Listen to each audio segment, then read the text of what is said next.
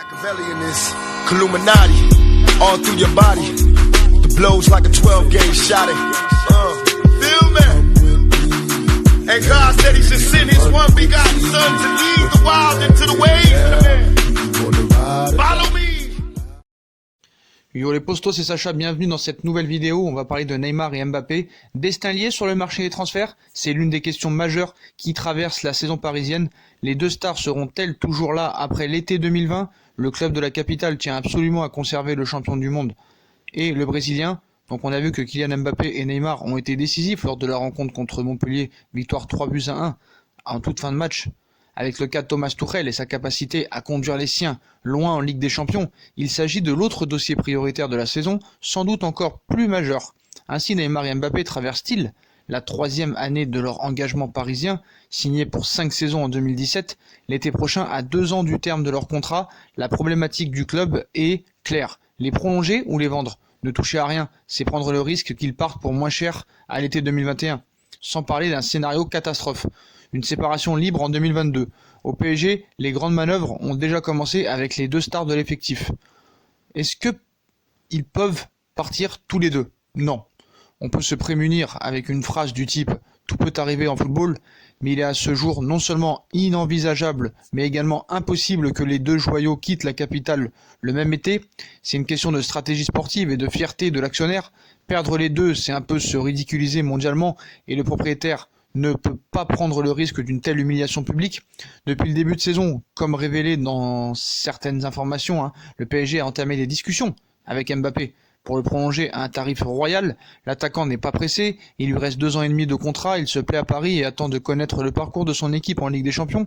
Un aspect déterminant, toute sa carrière prouvant également qu'il n'a jamais vraiment passé un cap en Ligue des Champions, même si avec Monaco c'était pas mal. Un aspect déterminant, la Ligue des Champions, oui. Toute sa carrière prouve également qu'il n'a jamais, lui et sa famille, pris de décision hâtive. Il est donc urgent d'attendre. En revanche, on sait qu'il y a eu des débuts de discussion aussi avec Neymar après le match contre Reims. Son entourage, afin d'envisager l'avenir et de les jeter les bases d'une prolongation. L'épisode de l'été dernier a laissé des traces et les deux parties ont initié une forme de défiance. Il faudra encore du temps pour retisser les liens. Est-ce qu'ils peuvent rester tous les deux? Oui. C'est en décembre 2019 le scénario le plus probable. Le PSG n'imagine pas une seconde céder son champion du monde. La voûte de son projet sportif et marketing désormais, à mesure du poids que prend Mbappé dans le football mondial, et celui que perd Neymar, le PSG possède un atout massu. Ceux-ci sont champions du monde. On l'a vu, son projet sportif et marketing désormais, à mesure du poids que prend Mbappé dans le football mondial et celui que perd Neymar, le PSG possède un atout massu. Ils sont sous contrat et l'actionnaire déchargé des questions financières a montré qu'on ne le quittait pas facilement ces dernières saisons. Ceci dit, le Brésilien n'aurait pas varié comme en 2019. Il pourrait vouloir nouveau s'en aller en 2020, ce qu'il veut nous faire croire. Mais à bientôt 28 ans, et avec un physique extrêmement défaillant, depuis 2 ans maintenant, il doit d'abord redevenir un crack sur la longueur, car il n'est pas sûr qu'à cette heure, il garde la même cote en Europe que lors de son arrivée au Paris Saint-Germain en 2017.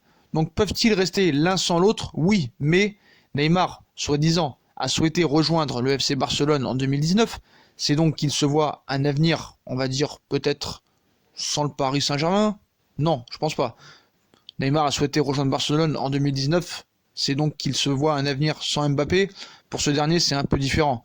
Parmi toutes les raisons qui ont poussé le Français à rejoindre le PSG, la signature de Neymar a été un élément déterminant. Perdre le Brésilien serait un coup dur, parce que le champion du monde 2018 a développé avec lui une complicité totale. Ce n'est un secret pour personne qu'ils sont très très amis. Voilà.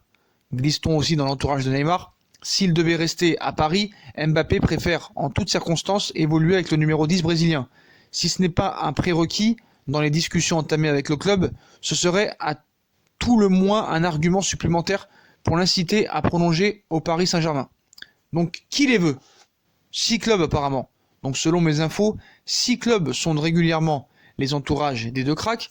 Il s'agit, on sait très bien, du Real Madrid, du FC Barcelone, de la Juventus de Turin, de Chelsea, de Manchester City et de Liverpool. Le désir n'est pas le même partout. S'il est constant concernant Kylian Mbappé, quoique un peu plus fort dans la capitale espagnole qu'ailleurs quand même, il varie pour Neymar. Barcelone prévoit ainsi de dépenser ses sous désormais sur l'attaquant de Barcelone, Lautaro Martinez, 22 ans, attaquant de l'Inter de Milan, dont Lionel Messi serait devenu un fan en sélection, le nom de Neymar revient beaucoup moins dans l'actualité catalane, sauf pour allier sa fréquente présence dans la ville de son ancien club. Voilà, Neymar, très proche d'Arthur, le milieu du Barça, lui rend visite très souvent. Donc voilà, pour vous ainsi dire, hein, Kylian Mbappé et Neymar prolongeront au Paris Saint-Germain, que vous le vouliez ou non. Voilà, tout est organisé, tout est déjà bouclé. Donc ceux qui pensent le contraire, vous vous trompez. Et moi, quand je vous lis en commentaire de dire que les deux vont partir, ça me fait rire. Vous êtes tellement à côté de la plaque que ça me fait tellement rire. Donc voilà, hein. Donc les deux resteront, les deux prolongeront. Donc Neymar va rester quand même très longtemps au Paris Saint-Germain. Après, Mbappé, c'est possible que dans 3-4 ans, il aille au Real Madrid. Mais en tout cas, lors des 2-3 prochaines saisons, il sera toujours parisien, quoi qu'il en soit. Il veut marquer l'histoire avec le PSG. Les deux veulent marquer l'histoire avec le Paris Saint-Germain. Il va y avoir des changements cette saison. C'est la fin d'un cycle avec Thomas Tuchel. Ça va repartir de plus belle. Il y aura un coach derrière qui pourront peut-être faire progresser les deux, que ce soit mentalement, physiquement, dans leur jeu, dans leur capacité à être peut-être des meneurs d'hommes. Donc tout ça n'est pas un problème, les deux prolongeront. Maintenant, est-ce qu'on peut toucher aux deux? On sait qu'à Montpellier a dominé dans l'impact physique, ou a voulu faire les bouchers, ou a voulu jouer au rugby. Donc a-t-on le droit de toucher à Neymar et Mbappé? Les deux stars du PSG ont une fâcheuse tendance à tomber et réclament sans cesse des fautes. Ce fut particulièrement le cas contre Montpellier samedi. Donc si le PSG touche le ciel en Ligue 1, ces deux stars sont souvent au ras du sol. Il fallait les voir lors de leur match contre Montpellier 3-1, certes rugueux, le nez collé sur le gazon, réclamant sans cesse soit une faute, soit un carton jaune ou rouge. Tel est désormais le destin de Neymar et de Mbappé. Coup de génie et coup de pied arrêtés, les arbitres tombent eux aussi dans le panneau, sifflent et cartonnent. Donc c'est vrai que des fois ils en font un peu trop, mais il faut pas oublier que Montpellier, ça a été des charcutiers samedi. Donc que les deux joueurs les plus talentueux du championnat de France soient victimes de fautes, c'est indéniable. Les équipes les plus faibles de Ligue 1 compensent l'écart de niveau et de budget par un jeu plus rugueux. Comment les blâmer en fait? Que veulent les commentateurs qui poussent des cris d'orfraie dès que l'un des deux est au sol? Que face au PSG, les petits laissent bien ouverts les boulevards vers les buts? Que Mbappé et Neymar, déjà solistes, jouent leur partition sans opposition, pas touche aux joyaux de l'Émirat. Le problème est que bien souvent le Français et le Brésilien en profitent. Ils se laissent tomber, ils contestent sans cesse les décisions d'arbitrage.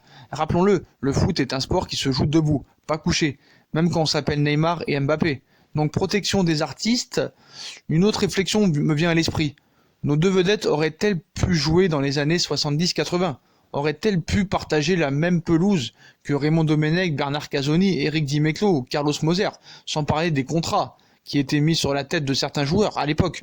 Les talents étaient la cible d'un traitement particulier marqué par des tacles plus ou moins réguliers. C'était le jeu à l'époque. Chacun utilise ses forces. Cela n'a jamais empêché Josip Skoblar, Glenn Hoddle ou Georges Weah, anciens parisiens, de briller et de répliquer. À l'époque, les présidents, entraîneurs ou observateurs ne réclamaient pas la protection des artistes.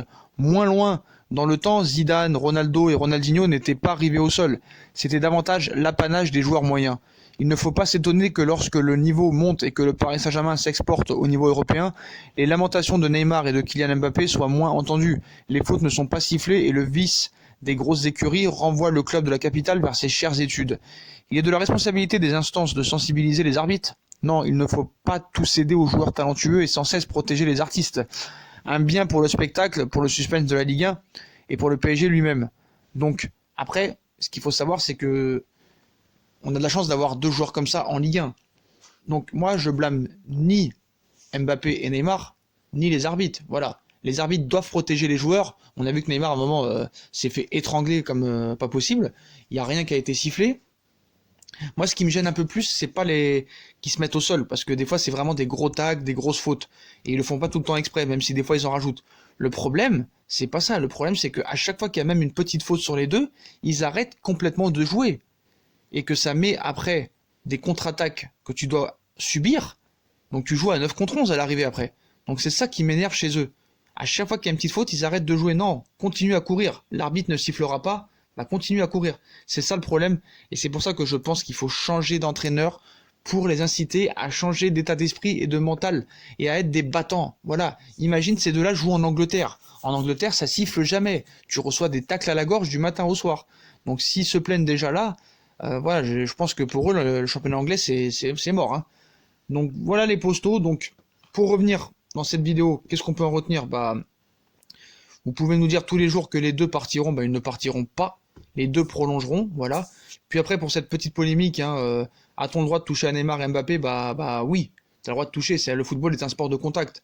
Mais voilà, il faut que les arbitres protègent les joueurs, aussi les grands joueurs. Et il faut que Neymar et Mbappé, quand il y a des petites fautes sur eux, qu'ils arrêtent de faire leur cinéma et d'arrêter complètement de jouer. Ça amène des contre-attaques derrière et ça met le PSG en danger. Il faut se battre, il faut tout donner sur le terrain pour son équipe, que tu sois star ou pas star. Voilà. Donc voilà les potos, voilà pour cette vidéo, j'espère que ça vous aura plu. Si la vidéo vous a plu, bah, je compte sur vous pour mettre un max de likes, bombarder la barre de likes, abonnez-vous, likez, partagez, commentez, activez la cloche et n'oubliez pas de nous rejoindre sur les différents réseaux sociaux, Instagram, Facebook, Snapchat, Twitter, ainsi que sur Utip pour regarder les pubs gratuitement. Vous pouvez faire un petit don si vous le voulez, par-ci par-là, il n'y a pas de souci. Voilà, moi je vous souhaite une très bonne vidéo à tous, et à très vite pour une nouvelle vidéo les postos. Tchuss!